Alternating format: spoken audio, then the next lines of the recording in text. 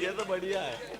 अच्छा, आपके यहाँ भी कोई मास्टर आया होगा जनगणना की वो गणना करने, उसमें नागर जी क्या लिखा रहता है? हाँ। जो प्रपत्र भरना रहता है ना, रामलाल मुखिया, रामकली मुखिया की पत्नी, सुनील मुखिया का लड़का, सुनीता, पुत्रवधू नहीं लिखना, उसमें लिखना पड़ता था लड़के की पत्नी। पोता हो तो पोता नहीं लिखना, उसमें लिखना पड़ता था लड़के का लड़का। भतीजा हो तो भतीजा नहीं लिखना, उसमें लिखना पड़ता था भाई का लड़का। ऐसे रिश्ते लिखना पड़ते थे। हम सब मास्टर बैठकर वो सब जानकारी बनाते, बातें करते, रिश्ते नाते की बात करते। सब बच्चे सुनते कि यार मास्टर क्या बात कर रहे हैं। मेरी क्लास में 2 सगे भाई आते हैं। मैंने उस छोरे से पूछा कि ये तेरा कौन है? मेरे बाप का लड़का। ये बच्चे हो गए। आप परेशान हो रहे हो कि बच्चे टीवी से बिगड़ रहे हैं। कोई टीवी से नहीं बिगड़ रहे। मेरे तो 3 साल का छोरा है, चैनल बदल बदल के 70 तक गिनती सीख गया। कोई परेशान होने की जरूरत नहीं है। मेरे से पूछ रहा था, पापा आपकी नजर में मेरी कीमत कितनी है? अरे मैंने कहा कोई बच्चों की कीमत होती है यार, तू मेरा हीरा है। बोले नहीं, बेवकूफ मत बनाओ, आप तो ओरिजिनल कीमत बोलो, आपकी नजर में मेरी कीमत कितनी है? मैंने उसका मन रखने के लिए कह दिया, तू मेरे लिए करोड़ों रुपए का है। बोले ठीक है, उसमें जरा 200 रुपए दो। अब आप कह रहे हो बच्चे टीवी से। हमारे आदरणीय दुबे जी विराजमान है। 30 साल पहले दुबे जी स्कूल जाते थे। प्रदीप जी बैठे हैं, प्रदीप जी अग्रवाल, वो 30 साल पहले स्कूल जाते थे। मैं भी 30 साल पहले स्कूल जाता था। 30 साल पहले कोई छोरा स्कूल नहीं जाता था तो 4 जोड़े जोड़े मोटे मोटे छोरे स्कूल से आते थे। 2 हाथ पकड़ते थे, 2 पैर पकड़ते थे, उठा करके टांगा टोली करके स्कूल ले जाते थे। ये 30 साल पहले के सीन है। पर मेरा शहर बदना और उसके बस स्टैंड पर अभी मैंने 15 दिन पहले ये सीन देखा। 4 मोटे मोटे छोरे आए स्कूल से, जोड़े जोड़े लड़के, एक को उठा के ले जा रहे, दोनों हाथ पकड़े, दोनों पैर पकड़े, टांगा टोली करके उठा के स्कूल ले जा रहे। मैंने कहा वाह यार, ये छोरा स्कूल नहीं जाता है? बोले ये छोरा नहीं है, ये मास्टर है।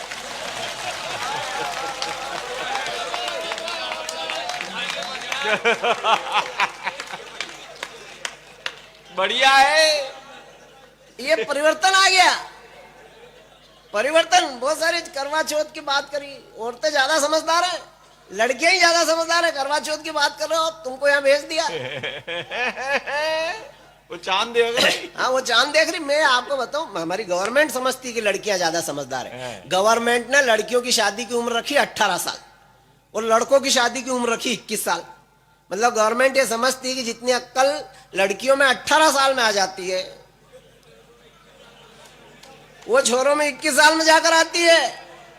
अच्छा, गवर्नमेंट ने लड़कों की शादी की उम्र रखी 21 साल और लड़कों की वोट देने की उम्र 18 साल ही रखी।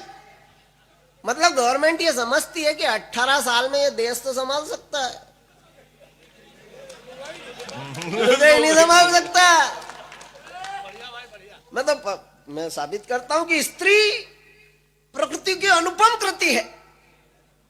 मेरे पास भी एक प्रति है। स्त्री प्रकृति की अनुपम कृति है। बढ़िया। मेरे पास भी एक प्रति है। इस प्रति ने मुझसे पूछा, मुझसे कितना प्रेम करते हो? पत्नी, मेरा प्यार देखना। सुनो भाई, दादा अलग है ये। पत्नी ने मुझसे पूछा, मुझसे कितना प्रेम करते हो? मैंने कहा तू कहे वैसे जी जाए, तेरा जूठा जहर पी जाए।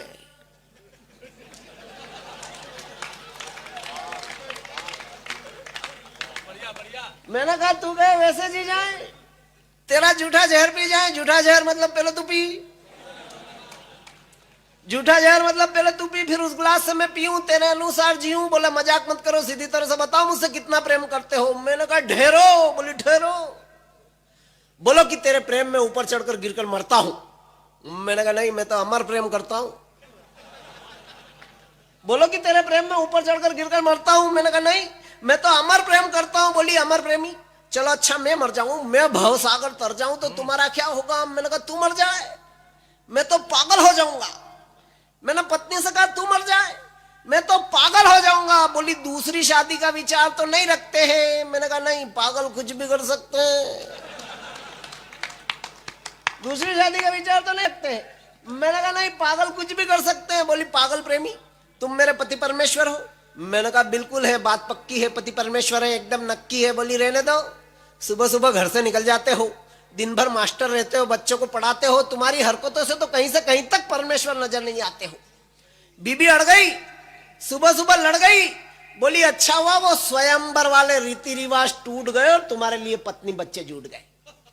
पत्नी बोली अच्छा हुआ वो स्वयंवर वाले रीति रिवाज टूट गए और तुम्हारे लिए पत्नी बच्चे जुट गए, वरना क्या वो शिव के धनुष तुम्हारे बाप से टूटते? वरना क्या वो शिव के धनुष तुम्हारे बाप से टूटते? क्या तुम्हारी शादी के बाजे बजते या फटाके फूटते? क्या तुम पृथ्वीराज सरी की संयोगिता उड़ा लेते? तुमसे तोरण तो ढंग से लगा ही नहीं, और क्या मछली की आंख में निशाना लगा लेते? मैंने पत्नी को समझाया, देखो करवा चौथ है, मैंने पत्नी को समझाया कि हमेशा लड़ती रहती हो, देखो पति पत्नी का साथ तो 7 जन्मों का होता है। बोली इसको 7वां ही समझो। मैंने कहा ना पत्नियां ज्यादा समझदार होती है, लड़कियां ज्यादा समझ। मैं आपको बताऊं, मेरे पड़ोस के पति पत्नी लड़ झगड़ कर कोर्ट में खड़े हो गए, बोले तलाक चाहिए। जज साहब ने समझाया, वकीलों ने समझाया, देखो पति पत्नी एक गाड़ी के 2 पहिए होते हैं। बोले कोई पहिए वहिए नहीं साहब, हमको तो अलग अलग रहना, तलाक मंजूर करो। जज साहब ने कहा ठीक है तलाक मंजूर, कल से अलग अलग रहना। पति बोला हमारे पास संपत्ति बहुत है, संपत्ति का क्या करें? बोले आधी आधी बांट लो। ठीक है संपत्ति हम आधी आधी बांट लेंगे, हमारे बच्चे भी हैं, बच्चों का क्या करें? बोले बच्चे भी आधे आधे बांट लो। पति ने कहा कि बच्चे 3 हैं, आधे आधे कैसे बटेंगे? अब जज साहब माथा खुजाने लग गए। जज साहब को समझ में नहीं आया कि 3 बच्चों को कैसे बांटे। पत्नी ने देखा कि जज साहब परेशान हो रहे हैं, 3 बच्चों को बांटने का फैसला नहीं कर पा रहे हैं। पत्नी से जज साहब की तकलीफ देखी नहीं गई, उसने पति का हाथ पकड़ा, बोले चलो साल भर बाद आएंगे।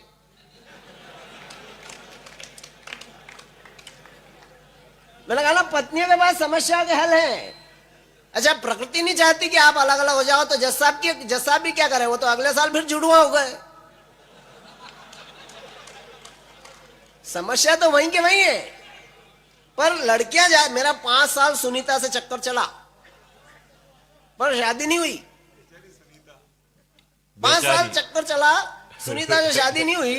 तो मेरे अशोक नागर बोले कि यार तुमने सुनीता को समझाना था नहीं कि मेरे 80 साल के काका जी और उनके पास 80 लाख की जायदाद है। काली सिंध मैंने सुनीता को समझाया तुम्हारे कहने से, कि मैंने उसको कहा कि देख मेरे 80 साल के काका जी है, उनके पास 80 लाख की जायदाद है। लड़कियां ज्यादा समझदार, पट्टी ने काका जी से शादी कर ली। ये लड़कियां ज्यादा समझदार है साहब। बहुत जोर जोर से कविता पढ़ रहे थे। अब्दुल गफ्फार आग लगा दी। अब्दुल गफ्फार सांस फूल गई बेचारे की आज। नहीं अपने तो फेफड़े बाहर आ जाए इतनी जोर से बोले तो। अच्छा मैं तो सेटिंग का कवि हूँ, मेरे से ये लड़ाई झगड़े का काम नहीं होता यार। तो मेरे को वहां भर्ती कर लिया फौज में। कश्मीर गया, बोले नहीं आपको तो करनी ही पड़ेगी। अरे मैंने कहा मैं आपके हाथ जोड़ता हूँ, तो भी उनने महीने भर तक कराई, सेना में भर्ती कर लिया मेरे को अभी 8-10 कवि सम्मेलन करना है। मैंने छुट्टी मांगी, भैया 10 दिन की छुट्टी दे दो, 10 कवि सम्मेलन करना है। बोले नहीं छुट्टी उट्टी नहीं मिलती है सेना में। अरे मैंने कहा ऐसा क्या करते हो यार, मेरे तो 10 कवि सम्मेलन करना ही है। बोले एक शर्त पे दे सकते हैं, तू पाकिस्तान के 2 टैंक लिया, हम तेरे को 10 क्या 20 दिन की छुट्टी दे देंगे। मैंने कहा ठीक है। दूसरे दिन गया, उनके सामने 2 टैंक हाजिर कर दिए मैंने पाकिस्तान के। बोले वाह यार मेरा शरीर देखो, बोलो तू 2 टैंक कैसे ले आया पाकिस्तान के, तेरे को 20 दिन की छुट्टी पर बता तू 2 टैंक पाकिस्तान से कैसे ले आया। मैंने कहा क्या दिक्कत है, जब उनको जरूरत होती है तो मैं भी दे देता हूं। मैं सेटिंग का कवि, मेरे से लड़ाई झगड़ा नहीं होता है। बढ़िया कवियत्री नहीं बोलेगी, वरना वो कहती मेरी कविता, इनने कहा भी वो कहा ही नहीं आपने, वो कवियत्री कहती है कि मेरी कविता है, मेरा ये शेर, मेरा ये छंद आपके कलेजे पर ठक से लग जाए तो ताली बजाना। मेरी कविता कोई कलेजे पे ठक वक्त से नहीं लगेगी। मेरी कविता आपके भेजे में भट्ट से लग जाए तो ताली बजाना। जो ताली बजाए वो एमए पास, जो नहीं बजाए वो छट्टी फेल।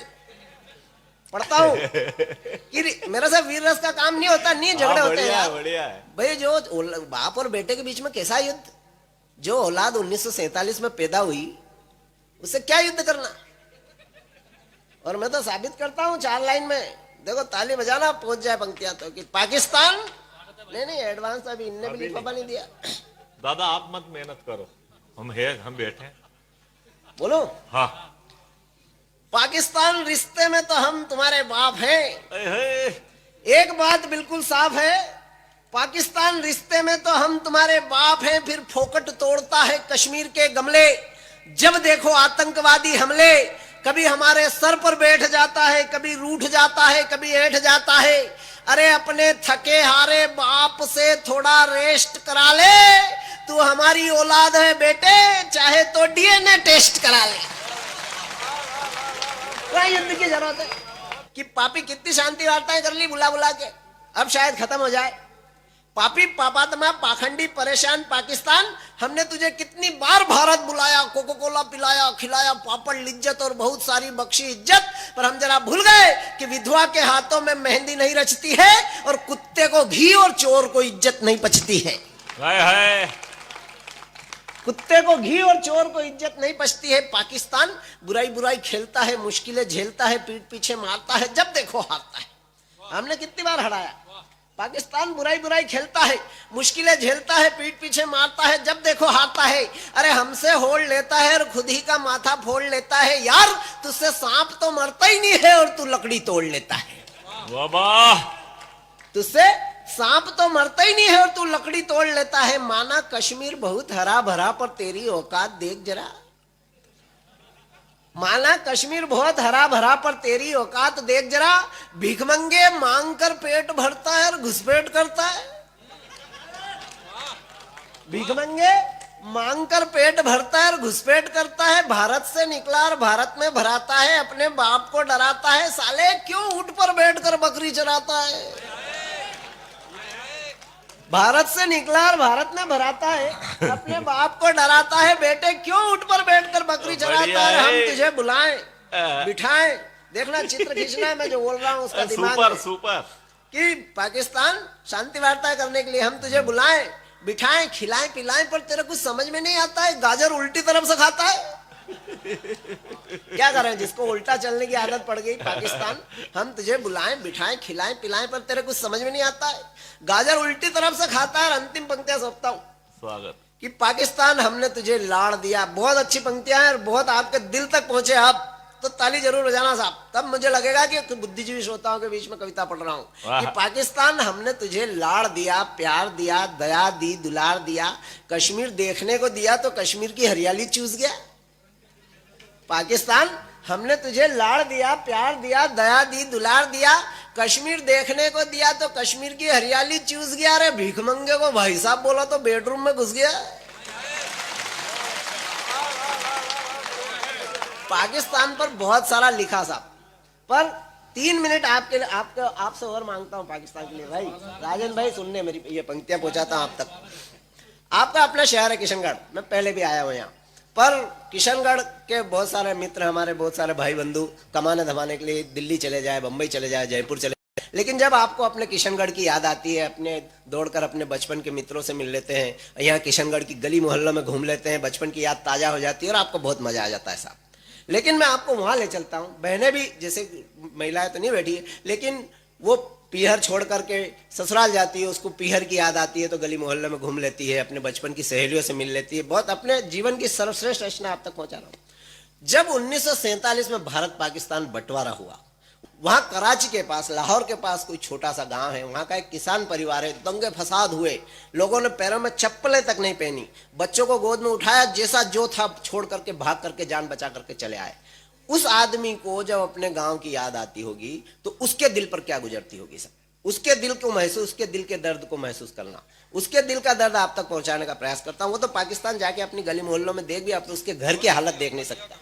उसके दिल पर वो पाकिस्तान को एक पत्र लिखता है। वो पत्र आपको 1.5-2 मिनट में आप तक पहुंचाता हूं, बस आपका आशीर्वाद चाहिए। वो लिखता है पाकिस्तान को कि प्यारे पाकिस्तान, मेरा जन्म स्थान तेरे पास है, सुरक्षित रखा होगा मुझे विश्वास है। उसी विश्वास के बल पर अब तक जिंदा हूं, लेकिन तेरे उस व्यवहार से बहुत शर्मिंदा। जिस तरह से हमको वहां से भगाए, उसको बचपन की याद आती है कि वो कल आपको भी जैसे अपने बचपन के मित्रों से मिल लेते, उसको भी बचपन की याद आती है कि वो कल नदियों का पानी, वो अल्हड़ जवानी, वो पनघट की राधा रानी, बड़ी सयानी कान्हा की दीवानी वाला मेरा गांव, वो गोधुली वेला में धूल उड़ाती गायें, वो पगडंडियां, वो राहें, उस पर वट वृक्ष की लंबी लंबी बाहें, उस पर टकटकी लगी निगाहें वाला मेरा गांव, जिसका लगाव मुझसे अब तक नहीं छूटा है। वो सलीम न जाने क्यों मुझसे रूठा है, उससे कहना तेरी यादें साथ लेकर आया हूं और तुझे अब तक नहीं भुला पाया। उससे कहना तेरी यादें साथ लेकर आया हूं। उसको बचपन की याद आती है कि वहां कोने में रखे थे मेरे खिलौने, आंगन में बिछे थे मेरे बिछोने, अपने हिस्से की मिठाई जो मैंने बहन से छुपाई कुछ भी नहीं चखी थी, ऊपर चढ़कर छुपा कर रखी थी। घर की बाड़ी में मेरी चलन गाड़ी जिससे सीखा था मैंने चलना, वो छोटे ललना का झूलना, वो लकड़ी का पलना, पाकिस्तान कहीं पैरों तले मत मलना। वो छोटे ललना का झूलना, वो लकड़ी का पलना, पाकिस्तान कहीं पैरों तले मत मलना, रसोई में दूध उबल गया होगा। जब हम वहां से भागे तो रसोई की क्या हालत थी, रसोई में दूध उबल गया होगा, तंदूर पर पराठा जल गया होगा, बापू की भोजन की थाल का तूने क्या किया है, वहीं रखी रहने दी या उछाल दिया है। बापू की भोजन की थाल का पाकिस्तान तूने क्या किया है, वहीं रखी रहने दिया उछाल दिया है। भाभी की चूनर सूख रही थी कोई ओढ़ मत लेना, झबरा कुत्ता मेरी राह देख रहा होगा छोड़ मत देना, नारियल रखा था गणपति का फोड़ मत देना, और दिल बसा था उस घर में मेरा कोई तोड़ मत देना। भाभी की चूनर सूख रही थी कोई ओढ़ मत लेना, झबरा कुत्ता मेरी राह देख रहा होगा छोड़ मत देना, नारियल रखा था गणपति का फोड़ मत देना, और दिल बसा था उस घर में मेरा कोई तोड़ मत देना। मेरे खेत की मेड़ पर वो आम का पेड़, शुरू के आम मंदिर चढ़ाना, कुछ आम गुरुजी को पहुंचाना, क्यारियों में कांटे उगाए हो तो काट देना, फुलवारी में गुलाब फैल गई हो तो छांट देना, और मोहन भोग रखा था गोविंद जी के आगे, प्रसाद मोहल्ले में बांट देना, प्रसाद मोहल्ले में बांट देना, प्रसाद मोहल्ले में बांट देना। मेरे घर की दीवारें पाकिस्तान हर दिवाली पर संवारे, सलमा से कहना राखी यहाँ पहुंचा दे, सलमा से कहना राखी यहाँ पहुंचा दे, होली पर थोड़ा रंग उड़ा दे, मेरे तुलसी क्यारे में थोड़ा पानी डाल दे, गैया के गले से रस्सी निकाल दे, मिट्ठू पिंजरे में बंद था दाना पानी छुड़ा मत देना, और कौवे नोच खाएंगे उसे कहीं उड़ा मत देना। मिट्ठू पिंजरे में बंद था दाना पानी छुड़ा मत देना, कौवे। और तीसरी कक्षा में अंतिम पंक्तियां सौंपता हूं, आप तीसरी कक्षा में टाट पट्टी पर सरकारी स्कूल में बैठे हैं, बस उस चित्र को ध्यान में रखें कि वो सांझ को सलीम से पतंग और पैंच की लड़ाई, वो स्कूल में सलमा से टेबल और मेज की लड़ाई, वो बस्तों के खींचने की लड़ाई, वो कागजों के फेंकने की लड़ाई, वो कुट्टी कर बतियाने की लड़ाई, वो रूठने मनाने की लड़ाई, उस लड़ाई की, उस भली लड़ाई की समझ जाएगी, सोच जाएगी, पर सोचा भी नहीं था वो लड़ाई कारगिल तक पहुंच जाएगी, वो लड़ाई कारगिल तक पहुंच जाएगी।